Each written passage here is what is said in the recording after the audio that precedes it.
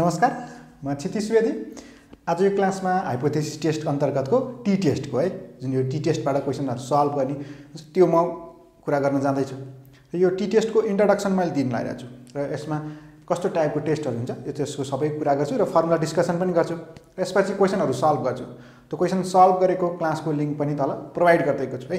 अनि तपाईले T test गर्न आइरहनु भएको छ, टी टेस्टको कन्सेप्ट नबुझिकन टी टेस्ट गर्दाखेरि त्यो क्वेसन सल्भ गर्न खासै इफेक्टिभली नआउला। त्यो कारणले मैले बेस यसलाई बनाउन खोजेको। भिडियो अन्तसम्म हेर्नुस्।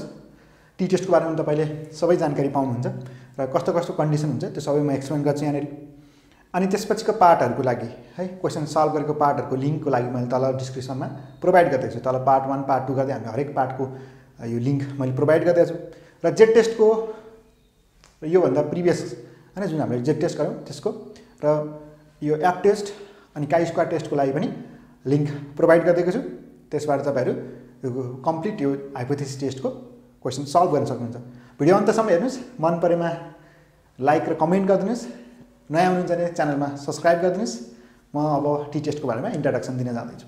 पछि यो टी टेस्ट नर्मली कुन बेला गरिन्छ भन्दा स्मल स्याम्पल साइजको लागि फर स्मल स्याम्पल साइज भन्छ। जसरी हामीले जेड टेस्टमा चाहिँ लार्ज स्याम्पल साइजको लागि कुरा गरेका थियौं। लार्ज स्याम्पल साइज भनेको जनरली 30 अर मोर भनेर भनिसकेपछि अब यसमा चाहिँ लेस देन 30 भने मैले भनेपछि for small sample size n equals to less than 30। अब कतै less than or equal to 30 पनि भनिन्छ।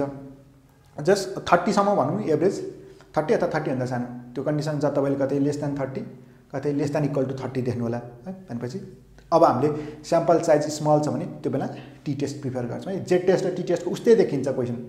त्यसमा पनि त्यही यति मिन हो कि हैन पपुलेसनको भनेर सोध्रा होला हैन। अथवा दुईटा स्याम्पलमा यो र योमा चाहिँ यसको एभरेज धेरै हो भनेर सोध्रा होला। जुन हामीले जेड टेस्टमा गरेको छ त्यही नै कन्सेप्ट हुन्छ। क्वेसन सोध्ने चाहिँ त्यही प्याटर्न हो। तर यसमा चाहिँ स्याम्पल साइज जुन हामीले स्टडी गरेर हुन्छ त्यो सानो हुन्छ। जेड टेस्टमा गर्दाखेरि 100 250 60 हैन अथवा 1000 2000 यसरी स्याम्पल साइज हुन्थ्यो। यसमा चाहिँ अब बिलो 30 20 15 25 10 7 यस्तो स्याम्पल साइज हुन्छ। तर जब सानो स्याम्पल साइज हुन्छ त्यो बेला हामी के गरिहाल्छौं टी टेस्ट भनेपछि याद आयो मेन कुरा जेड टेस्ट र टी टेस्ट छुट्याउनलाई कसरी छुट्याउनु हुन्छ त भनिदिनुस्। ओके, यदि स्याम्पल साइज 30 भन्दा बिलो छ भने टी टेस्ट गर्छौं यही भने हो। ओके, यो भन्नुभयो भने मिल्यो है। तपाईले बुझिसक्नुभयो जेड टेस्ट र टी टेस्टमा डिफरेन्स कुन बेला हुन्छ भनेर। अब फर्दर जाउँ। टी टेस्टको टाइप्समा के हुन्छ भने एउटा यसमा हुने अबाउट मिन के हो कुरा। अब कहिलेकाहीँ के हुन्छ नि यसमा कोरिलेसन पनि गर्छ है। भनेपछि अबाउट कोरिलेसन। अब यो कोरिलेसनको कुरा म सेपरेट क्लासमा कुरा गर्छु। अहिले यसमा चाहिँ मैले मिनकै कुरा गरेँ। अब जेड टेस्टमा जस्तो प्रोपोर्सनको हुँदैन यसमा है। टी टेस्टमा अबाउट मिनको मात्र कुरा गरिन्छ। अब अबाउट मिनको कुरा गर्दा म यसमा जाँदैछु। एक यसमा एउटा सिंगल मिन हुन्छ जुन हामीले जेड टेस्टमा पनि गरेको थियौं। यसमा सिंगल हुन्छ। अर्को डबल मिन हुन्छ। डबल मिनमा चाहिँ के हुन्छ नि त हामीले जेड टेस्टमा चाहिँ डबल मिन भनेपछि सक्यो। तर यसमा चाहिँ अब डबल मिन दुईटा टाइपको हुन्छ भनेपछि एउटा हुन्छ इन्डिपेन्डेन्ट अर्को हुन्छ डिपेन्डेन्ट। इन्डिपेन्डेन्ट भनेको दुईवटा स्याम्पलमा रिलेसनै नभएको। डिपेन्डेन्ट भनेको चाहिँ रिलेटेड स्याम्पल जति एउटै चीजलाई कुनै एउटा कन्डिसन भन्दा अगाडि र पछाडी मेजर गरिन्छ नि त्यस्तो केसलाई डिपेन्डेन्ट भन्छ। अब जस्तै मैले यहाँ सिंगलको त पुरै बुझाउनु नपर्ला किनभने तपाईले पहिलेदेखि क्लास हेर्नु भएको छ भने जेड टेस्टबाटै आउँदा सिंगल भनेको एउटा मात्र स्याम्पल हुन्छ र त्यसकै पपुलेसनको लागि कुरा गर्यो सक्यो। यसमा त नौलो भएन।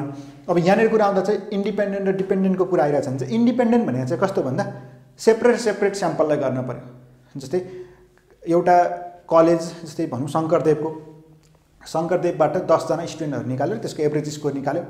त्यसपछि अर्को निकाल्यो पब्लिक युथबाट भनौं। पब्लिक युथबाट निकाल्दाखेरि 7 जना स्टुडेन्ट निकाल्यो अनि त्यसको एभरेज स्कोरको कुरा गर्यो। अनि भन्यो शंकरदेव र पब्लिक युथमा चाहिँ जनरल लेभल अफ नलेज चाहिँ दुईटै स्टुडेन्टको सेम हो दुईटै कलेजको सेम हो भन्ने कन्डिसन बन्यो थियो। त्यो इन्डिपेन्डेन्ट हो। दुईटा छुट्टा-छुट्टै स्याम्पल निकाल्यो है। जस्तै एउटा म्यानुफ्याक्चर ए र अर्को म्यानुफ्याक्चर बी को सामान निकाल्यो एभरेज लाइफको कुरा गर्यो। एभरेज लाइफको कुरा गर्दा ए को स्याम्पलको यति बी स्याम्पलको यति भन्ने कन्डिसन बने। त्यो छुट्टा-छुट्टै छ त्यो भनेको इन्डिपेन्डेन्ट हो। डिपेन्डेन्ट भने चाहिँ कस्तो भन्दा एउटै चीजलाई चाहिँ बिफोर र आफ्टर कन्डिसन कुनै एउटा सर्टेन कन्डिसन लगाइसकेपछि कन्डिसन लगाउनु भन्दा अगाडि लगाइसकेपछि जस्तै के भन्नु नि एउटा शंकरदेवकै कलेजको स्टुडेन्टको लागि के गर्यो भने यो कोचिङ क्लास लिनुभन्दा अगाडिको कुरा गर्यो हैन। कोचिङ क्लास लिनुभन्दा अगाडि स्टुडेन्टले एभरेज मार्क्स कति ल्याइरहेको थियो र त्यति नै नम्बर त्यही स्टुडेन्टलाई फेरि कोचिङ क्लास लगाइसकेपछि अनि उनीहरूको एभरेज स्कोर कति आयो त त्यो मेजर गराइसकेपछि अब के हुन्छ दुईटा त भयो त्यहाँ स्याम्पल त, तर एउटै चिजलाई बिफोर र आफ्टर गरा भनेपछि त्यो चाहिँ अब डिपेन्डेन्ट भयो।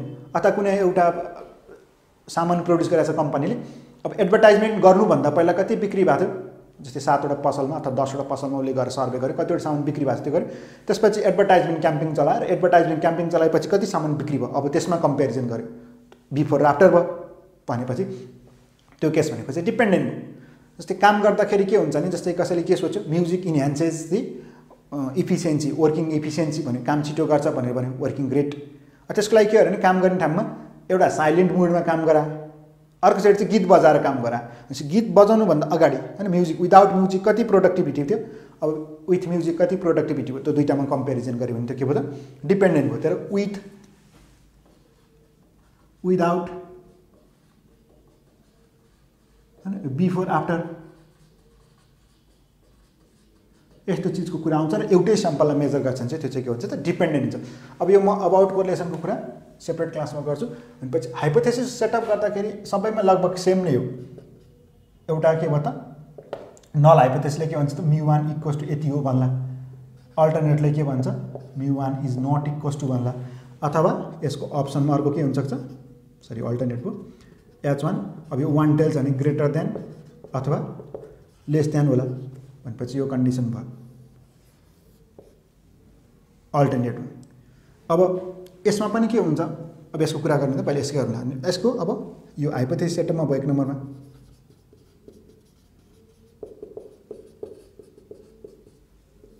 यो नल भएको थियो सुरुमा, यो अल्टरनेट, त्यसपछि टेस्ट स्टार्टिङमा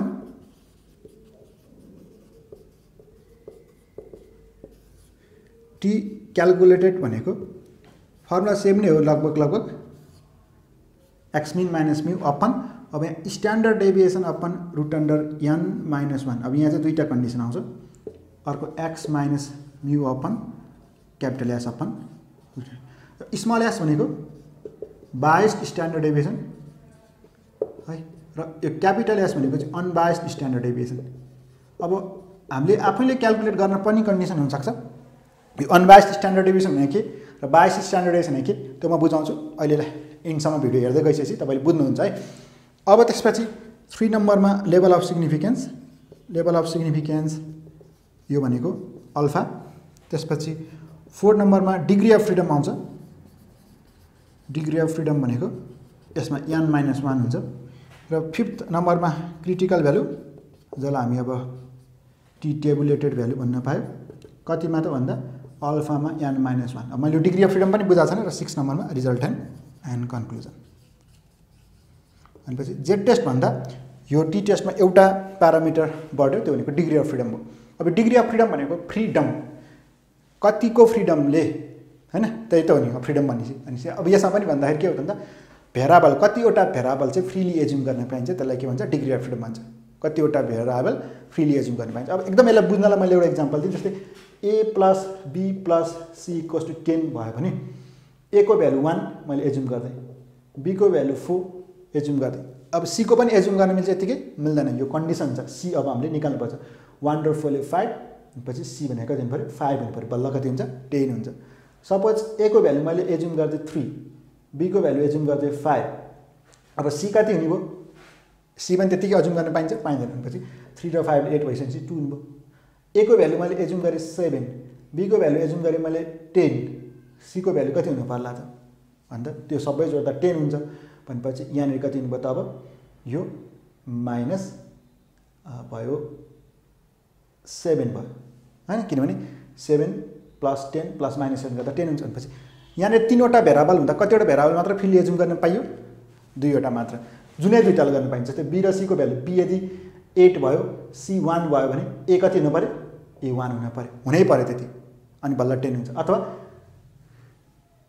b को भ्यालु 2 भयो c को भ्यालु 6 भयो भने अब a को कति हुनैपर्छ 2 हुनैपर्छ, किनभने 10 हुन पर्यो भनेपछि यसरी एउटा भेराबललाई चाहिँ हामीले के गर्नुपर्छ एज्युम गर्न पाउँदैन। फ्रीली कतिवटा मात्र एज्युम गर्न पायो, तीनटामा दुईटा मात्र पायो, तर यसको डिग्री अफ फ्रिडम 2 भयो। त्यसै गरी यहाँनिर अर्को कुरा गरेँ मैले, जस्तै कसरी a + b + c + d को कुरा गरेँ, a + b + c + d = 20 भन्यो। a को भ्यालु 5, b को भ्यालु 10, c को भ्यालु 3 भयो भने अब d फेरि मैले फ्रीली एज्युम गर्न पाउँछु? पाउँदैन, किनभने अब यो त कन्डिसन मिल्नु पऱ्यो, 20 हुनु पऱ्यो। 5, 3, 8, 10 हुन्छ। अब 2 हुनु पऱ्यो d को भ्यालु। 4वटा भेरिएबल छ भने 3वटा मात्र फ्रीली एज्युम गर्न पाइयो, 5वटा छ भने 4वटा मात्र गर्न पायो, 10वटा छ भने 9वटा मात्र गर्न पायो, n वटा छ भने n-1 मात्र गर्न पायो। तर n-1 डिग्री अफ फ्रिडम भएको है, डिग्री अफ फ्रिडम भने यो हो। अब एक चिज अब यहाँनिर यसको लागि कुरा गऱ्यो भने, इन्डिपेन्डेन्टको लागि कुरा गर्ने हाइपोथेसिस सेटअपमा सेम हुन्छ यसको पनि हाइपोथेसिस सेटअप र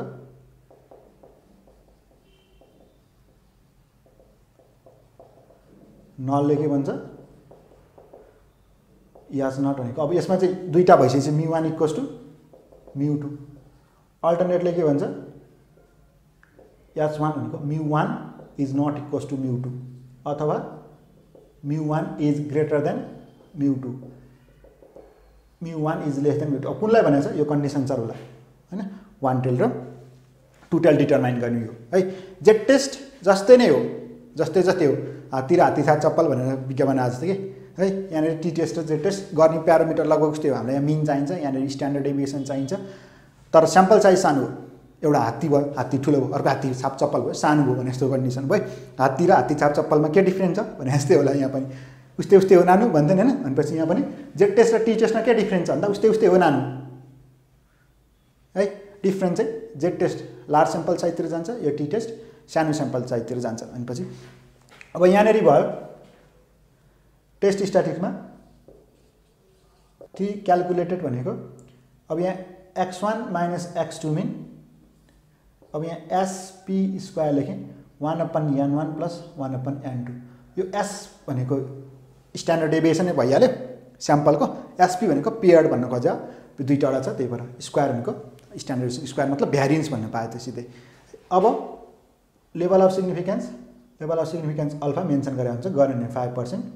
डिग्री अफ फ्रिडम यसको लागि हुन्छ n1 + n2 - 2 र अब यहाँनिर क्रिटिकल भ्यालु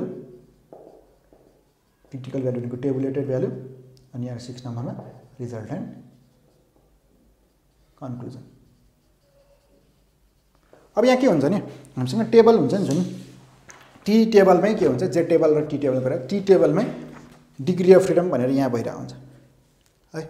जेड टेस्टमा जस्तो एउटै भ्यालु हुँदैन, जस्तै 5% भनेपछि 1 टेलको लागि र 2 टेलको लागि, जस्तै 2 टेलको लागि 1.96, 1 टेलको लागि 1.64 भनेर हामी जेड टेस्टको भन्थ्यौँ, त्यस्तो हुँदैन टी टेबलको। टी टेस्टमा के हुन्छ भने यहाँनिर अब हाम्रो डिग्री अफ फ्रिडमले डिटरमाइन गर्छ। अब यहाँनिर मसँग भएकोमा 2 टेल भनेर यहाँ माथिपट्टि दिएको छ 2 टेल, तलपट्टि डिग्री अफ फ्रिडम दिएको छ यसरी, अनि यहाँनिर माथि 2 टेल छ, तल 1 टेल छ, 10%, 5%, 2%, 1% यसरी। अनि हामीले हेर्दाखेरि अब 2 टेलको हेर्नु पऱ्यो भने माथिबाट खोज्नु पऱ्यो, जस्तै 2 टेलको 5% भन्ने यहाँ, अनि डिग्री अफ फ्रिडम 4 छ भने तल यसरी झर्नु पऱ्यो। तर त्यही चिज के को लागि 1 टेलको लागि 5% भन्ने यहाँबाट डिग्री अफ फ्रिडम तलैमा छ, 1 टेलपट्टि जानु पऱ्यो, तल जानु पऱ्यो यसरी। भनेपछि यहाँ भएको भ्यालु हेर्ने हो, डिग्री अफ फ्रिडम यसरी छ। म यसलाई टेबलमा क्वेसन सल्भ गर्दा टेबलमा कसरी भ्यालु दिन्छ पनि सिकाउँछु। यसलाई चाहिँ मैले जनरली यहाँ इन्ट्रोडक्सनमा त दिइरहेको, यो टेबल चाहियो है, टी टेबल चाहियो टी टेस्टको। भनेपछि टी डिस्ट्रिब्युसन भन्न पायो, अथवा क्रिटिकल भ्यालु अफ टी अथवा स्टुडेन्ट टी टेबल, यो टी टेबल हो। अब डिपेन्डेन्टमा नि हुने त त्यही हो, हाइपोथेसिससँग त्यही हो सेटअपमा। अब टेस्ट स्ट्याटिकमा चाहिँ के हुन्छ, यसमा टेस्ट स्ट्याटिकमा चाहिँ हुन्छ टी क्यालकुलेटेड भनेको अपन, अब यसलाई चाहिँ फर्मुला बनाउँदाखेरि sd² अथवा यो भनेको n-1 भने होला, अनि यो चाहिँ sd² क्यापिटलमा भन्छ यहाँ। स्मल र क्यापिटल भनेको के भन्दा, स्मल र क्यापिटल भनेको बायस्ड र अनबायस्ड भनेको छु मैले, ठिक। भनेपछि अब यो बायस्ड र अनबायस्डको कसरी कुरा गर्ने त त्यो म भन्नेवाला छु। 3 नम्बरमा अब यो लेभल अफ सिग्निफिकेन्स अल्फाको अल्फा भइहाल्यो। 4 नम्बरमा डिग्री अफ फ्रिडम, यो भनेको अब यसमा चाहिँ n-1 मात्र छ, यो खास एउटै स्याम्पल जस्तो मिनिङ बुझिन्छ क्या, बिफोर र आफ्टरबाट चेन्जेस मेजर गर्छ, त्यो चेन्ज मेजर गर्ने हो यो। अब त्यसपछि क्रिटिकल भ्यालु, रिजल्टेन्ट कन्क्लुजन सबै प्यारामिटर त लगभग सेम नै है यसमा भएको ल, केही डिफ्रेन्स छैन। यति बुझ्यो भने टी टेस्टमा सबै यही भित्र गर्छौँ हामी। तर अब यहाँ मैले बुझाएको डिग्री अफ फ्रिडम भनेको एउटा मिनिङ बुझाएँ। डिग्री अफ फ्रिडम भनेको कतिवटा फ्रिली एज्युम गर्न पाइन्छ र त्यो डिग्री अफ फ्रिडम हामीलाई यहाँनिर टेबलमा काम लाग्छ है। डिग्री अफ फ्रिडम जस्तै 5% टुटेलमा छ, टुटेलको 5% भनेपछि यहाँ हेर्नु पऱ्यो, टुटेलकै माथि टुटेल दिएको छ, त्यसको डिग्री अफ फ्रिडम 10 भन्यो भने 10 भनेपछि 10 को ठाउँमा आउनु पऱ्यो 2.228 भयो। तर त्यही डिग्री अफ फ्रिडम यदि 11 हुन्थ्यो भने 2.201 हुने भयो। यदि त्यही डिग्री अफ फ्रिडम कति भयो 12 भयो भए यसरी यहाँ चेन्ज हुन्छ। डिग्री अफ फ्रिडमले गर्दा लेभल अफ सिग्निफिकेन्स एउटै भए पनि चेन्ज हुन्छ भ्यालु। भनेपछि प्रत्येकचोटि हामीले यो हेर्न पऱ्यो जेड टेस्टमा जतिको, अन्त धेरै हुने भयो यसमा चाहिँ नि। अब स्मल एस र क्यापिटल एस मैले यो लेखेको ठाउँको म यो मिनिङ बुझाउँछु है त। के हो त अनबायस्ड स्ट्यान्डर्ड डेभिएसन र बायस्ड स्ट्यान्डर्ड डेभिएसन भनेको त्यो बुझौँ। अब यो अनबायस्ड स्ट्यान्डर्ड डेभिएसन र बायस्ड स्ट्यान्डर्ड डेभिएसन कुराहरू जुन हामीले जनरली स्ट्यान्डर्ड डेभिएसन निकाल्दा कसरी निकाल्थ्यौँ भन्दा स्ट्यान्डर्ड डेभिएसन हामी नर्मली यसरी निकाल्छौँ है। जस्तै 1/n, जस्तै अब मैले यसलाई त्यसरी लेखेँ, यसरी लेख्नु पाएँ समेसन x माइनस x मिनको स्क्वायर अपन यानको रुट अन्डर। यस्तो टाइप भने यो स्मल एस भयो के, यो बायस्ड भयो, यसलाई बायस्ड स्ट्यान्डर्ड डेभिएसन भन्छ। यही सट्टा यहाँ n-1 गऱ्यो भने त्यसलाई चाहिँ के भन्छ त अनबायस्ड भन्छ। त्यो डिटरमाइन केले मात्र गर्ने भन्दा n मात्रले गरेछ भने त्यो बायस्ड भयो, डिभाइड बाई n मात्र छ नि। तर n-1 छ भने चाहिँ त्यसलाई के भन्नु पायो त, त्यसलाई हामी अनबायस्ड भन्छौँ। तर अब यहाँनिर क्वेसनमा हेर्नु, जस्तै मैले यहाँनिर यहाँ हेर्नुहोस् यस 1/n मात्र गरेको छु, तर स्मल एस लेखेँ। तर यही सट्टा 1 - n-1 गऱ्यो भने चाहिँ यो के भयो त, यो भनेको क्यापिटल एस लेखेपछि यो बायस्ड भयो, यो अनबायस्ड भयो। जस्तै यसमा पनि अर्को अब हामीसँग स्ट्यान्डर्ड डेभिएसन निकाल्ने फर्मुला एउटा यो मात्र होइन। जस्तै एउटा यस्तो थियो नि समेसन x माइनस x मिनको स्क्वायर अपन यान थियो, जुन यो प्यारामिटर मैले यानलाई झिकेर यताबाट ल्याएर 1/n गरेर लेखेँ। अर्को हामीसँग यो डाइरेक्ट मेथड, अर्को सर्टकट मेथडमा समेसन x को square upon n minus summation x upon यानको होल स्क्वायर थियो यो फर्मुला अर्को। यसबाट दुईटैबाट मैले यान कमन ल्याएँ भनेपछि यसमा त यान सक्यो, यसमा त एउटा यान बाँकी छ। तर यो टाइप भयो क्या, यहाँ त स्क्वायर हो नि त दुइटैको। भनेपछि यो प्याटर्न है। भनेपछि अब यसरी लेखेँ भने यो चिज मलाई भनेको यसरी लेख्दाखेरि चाहिँ यो बायस्ड है, जब यान मात्र गरिन्छ नि त्यो बायस्ड भयो। तर अब यहाँ n-1 गऱ्यो एउटा भनेपछि यो चाहिँ के भयो त अनबायस्ड भयो।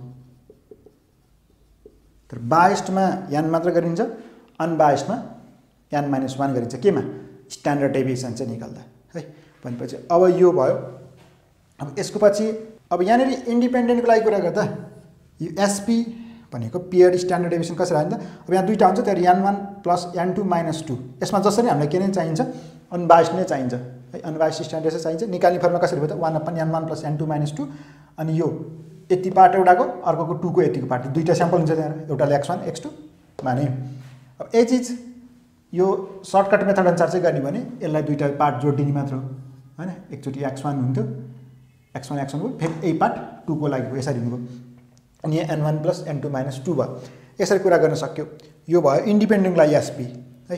अब यहाँ एसपी स्क्वायर गऱ्यो भने स्क्वायर गर्ने हो, रुट अन्डर हट्ने हो। स्क्वायर भनेको भ्यारिएन्स हो स्ट्यान्डर्ड डेभिएसनको स्क्वायर। यहाँ पनि यदि स्क्वायर गर्ने यो भ्यारिएन्स हट्छ, यसरी रुट अन्डर हट्छ। सरी यहाँ पनि स्क्वायर गर्ने हो, रुट अन्डर हट्छ। यहाँ पनि स्क्वायर भनेपछि यो अब रुट अन्डर राखेर भ्याल्यु निकाल्ने कि स्क्वायरको टर्ममा भ्यारिएन्सको टर्ममा निकाल्ने कि स्ट्यान्डर्ड डेभिएसनको टर्ममा निकाल्ने, त्यो चाहिँ तपाईँको इच्छा हो। किनभने यसमा आफैले स्ट्यान्डर्ड डेभिएसन निकाल्नु पर्ने कन्डिसन पनि आउँछ है। क्वेसनमा प्रोभाइडै हुन पनि सक्छ, आफैले निकाल्न पनि हुनसक्छ। जस्तै क्वेसनले केही पनि नभनिकन स्ट्यान्डर्ड डेभिएसन मात्र भन्छ नि, त्यो कुन स्ट्यान्डर्ड डेभिएसन हुन्छ अन्त त्यो बायस्ड स्ट्यान्डर्ड डेभिएसन हुन्छ, स्मल एस। क्वेसनले केही पनि मेन्सन नगरिकन स्ट्यान्डर्ड डेभिएसन मात्र भन्छ भने त्यो biased standard deviation small S, जुन हामी नर्मलमा त्यसरी निकालिरहेको छौँ। तर क्वेसनमा मेन्सनै गरेर अनबायस्ड स्ट्यान्डर्ड डेभिएसन भने चाहिँ क्यापिटल एस हुन्छ। पछि अब यो अनुसार हामीले फर्मुला टेस्ट स्ट्याटिकमा फर्मुला फरक हुन्छ नि त सिङ्गलको होइन। यो upon standard deviation upon root under n, अर्को चाहिँ के छ त x minus mu, x mean minus mu upon standard डेभिएसनमा रुट अन्डर n। तर क्यापिटल एस भने यहाँ n मात्र हुन्छ, स्मल एस हुन्छ यहाँ n-1 हुन्छ। भनेपछि अब क्वेसनले के दिन्छ त, अनबायस्ड भन्छ भने अनबायस्ड स्ट्यान्डर्ड डेभिएसन एस, यति मात्र फर्मुला लगायो। बायस्ड भन्छ भने अथवा केही पनि मेन्सन नगरी स्ट्यान्डर्ड डेभिएसन मात्र हुन्छ नि, स्मल एसको त्यहाँ भनेपछि यहाँ चाहिँ -1 गर्न पऱ्यो। अब आफैले क्यालकुलेट गर्ने कन्डिसन त आफूले जुन मन लाग्छ त्यही अनुसार क्यालकुलेट गर्न पाइहाल्यो। यो बायस्ड अनबायस्डको कुरा गरेँ। अब त्यही गरी डिपेन्डेन्टको कुरा आउँदा चाहिँ डिपेन्डेन्टमा चाहिँ एसडी भनेको मैले त्यहाँ फर्मुला मैले लेखेको थिएँ। त्यो डी भनेको डिफ्रेन्स भन्न खोज्छ, दुईटाको हामी बिफोर र आफ्टरको डिफ्रेन्स गर्छौँ। त्यो डी कसरी आउँछ भन्दा डी भनेको x1 माइनस x2 गर्नु पायो, अथवा डी भनेको x माइनस वाई बिफोर आफ्टरको डाटा हो। पछि यो प्याटर्न छ, रुट अन्डर राख्यो भने एसडी हुने। अब जस्तै यहाँ पनि गर्दा n-1 गऱ्यो भने यहाँ n-1 गरे यो क्यापिटल एस भयो, मतलब यो अनबायस्ड भयो हैन। यो n-1 गरे यो अनबायस्ड भयो, यो दुईटा के हो त बायस्ड भयो, किन मैले त्यहाँ एस निकाल्दा n मात्र गरेको छु। त्यही भएर अब यो चाहिँ हामीले क्वेसनमा चाहिँ गर्दाखेरि म डिटेल अझ एक्सप्लेन गर्छु। भनेपछि यो यति प्याटर्न भयो भने चाहिँ लगभग टी टेस्टको लागि आउने क्वेसन हरेक क्वेसन सल्भ गर्न सकिन्छ है। भनेपछि यसको नेक्स्ट क्लासहरू जुन मैले क्वेसन सल्भ गर्छु एक्जाम ओरिएन्टेड इम्पोर्टेन्ट एक्जामको लागि र डिफ्रेन्ट बुकहरूबाट खोजेर क्वेसन गरेको छु, त्यसको लिङ्क तल प्रोभाइड गरिदिएको छु। यो पछि त्यो हेर्नु होला। भिडियो कस्तो लाग्यो कमेन्ट गरिदिनु होला, सेयर गरिदिनु होला। आजको क्लास यति नै।